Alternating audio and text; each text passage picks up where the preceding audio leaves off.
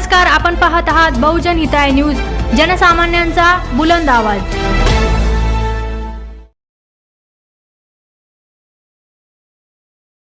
अरे या शिंदे सरकारचं करायचं काय? खाली मुंडकं वर पाय, अजित पवारचं करायचं काय? खाली मुंडकं वर पाय, या देवेंद्र फडणवीसचं करायचं काय? खाली मुंडकं वर पाय, हरामखोर कॉन्ट्रॅक्टरवर गुन्हा दाखल झालाच पाहिजे, अरे हरामखोर कॉन्ट्रॅक्टरवर गुन्हा दाखल झालाच पाहिजे।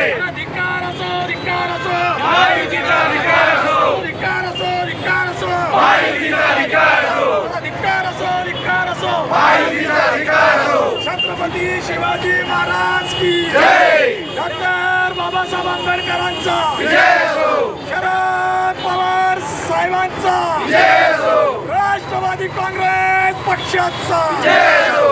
अरे जयंत पाटील साहब तुम आगे बढ़ो, हम तुम्हारे साथ हैं, अरे जयंत पाटील साहब तुम आगे बढ़ो, हम तुम्हारे साथ हैं, अरे सुप्रिया ताई तुम आगे बढ़ो। हम तुम्हारे साथ हैं। या भ्रष्ट सरकारचा, जय असो, या भ्रष्ट सरकारचा, जय असो, या गद्दारांचा, जय असो, या गद्दारांचा जय असो। शरद पवार, जिंदाबाद, शरद पवार, जिंदाबाद, राष्ट्रवादी काँग्रेस पक्षाचा, जय असो, राष्ट्रवादी काँग्रेस पक्षाचा जय असो, छत्रपती शिवाजी महाराज की जय। त्यांना जो भ्रष्टाचार करून निकृष्ट दर्जाचा पुतळा त्या ठिकाणी उभा केला, काही गडबडीमध्ये 8 महिन्यामध्येच कोसळला, म्हणा की त्याचे 3 ठिकाणी तुकडे झाले त्या पुतळ्याचे। अशा स्मारकाचं महाराष्ट्राची अस्मिता असलेल्या या छत्रपती शिवाजी महाराजांचा पुतळ्याची जी काही तोडफोड त्या ठिकाणी झालेली आहे, त्या संदर्भामध्ये आज राष्ट्रवादी जिल्हा राष्ट्रवादी, शहर राष्ट्रवादी, सर्व राष्ट्रवादी सेलचे पदाधिकारी या ठिकाणी उपस्थित आहे। त्या कार्यक्रमाला जे काही मंडळी उपस्थित आहे त्याच्यामध्ये जिल्हाध्यक्ष सांगरे पाटील असतील, शहराध्यक्ष शेरपुद्दीन खालिया साहेब असतील, आमचे अभिषेक भैया कार्याध्यक्ष असतील, विश्वजितजी भैया कार्याध्यक्ष, आशिषजी असतील, आमचे युवकांचे जिल्ह्याचे गावंडे साहेब असतील, सर्वच पदाधिकारी या ठिकाणी उपस्थित आहेत। शहराचे कार्यकारी अध्यक्ष अभिषेक देशमुख, सगळे पदाधिकारी, राष्ट्रवादी काँग्रेस पार्टी शहर जिल्हा,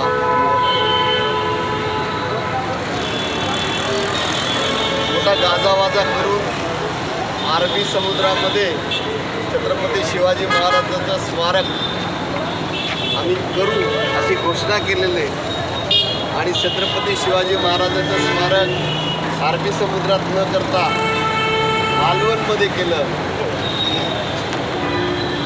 आणि निवडणुकीच्या तोंडावर मतं मिळवण्यासाठी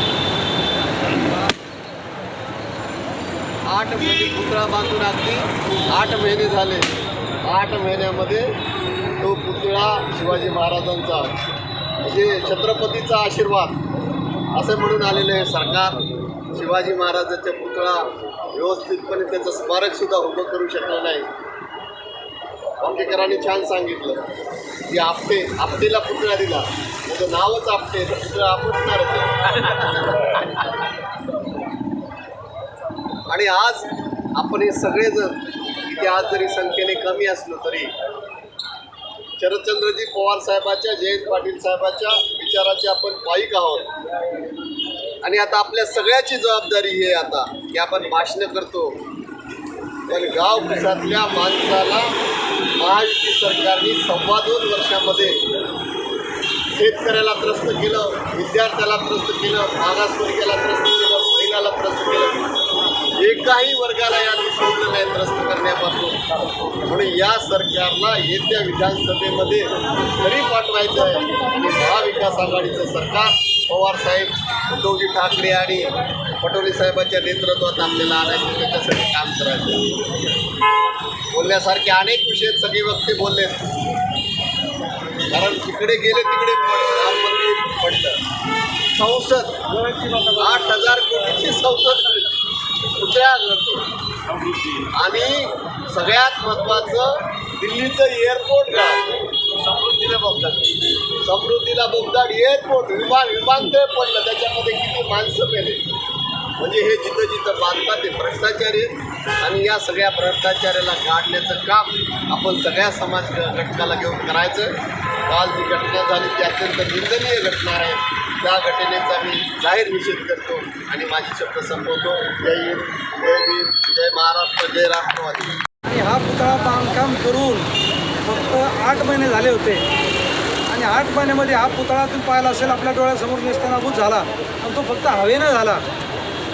आणि आज गेटवे ऑफ इंडियाला काँग्रेसच्या काळामध्ये पुतळा उभारला त्याला 70 वर्ष पूर्ण झाली. अजूनही त्याला डंकने आणि सत्तरने असे कित्येक वर्ष जातील परंतु त्याला काही होणार नाही.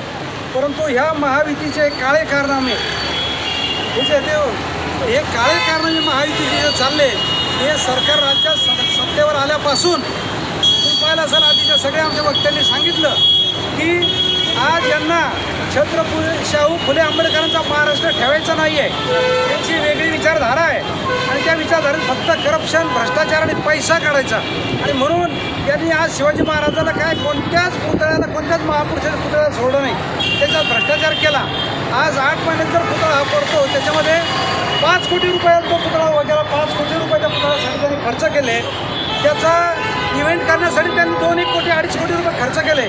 आणि या देशाचे पंतप्रधान मोदीला त्या ठिकाणी पुतळ्याचं अनावरण करण्यासाठी आणलं होतं आणि त्यांच्या हस्ते त्या पुतळ्याचं अनावरण केलं. मला त्या मोदी सरकारला, फडणवीसला, या राज्य सरकारला, केंद्र सरकारला विचारायचं आहे, अरे बाबा हो, तुम्ही अनेक वर्षापासून झाली 10 वर्षापासून वर्गणा करतायत त्या अरबी महासमुद्रामध्ये छत्रपती शिवाजी महाराजांचा पुतळा उभा करायचा.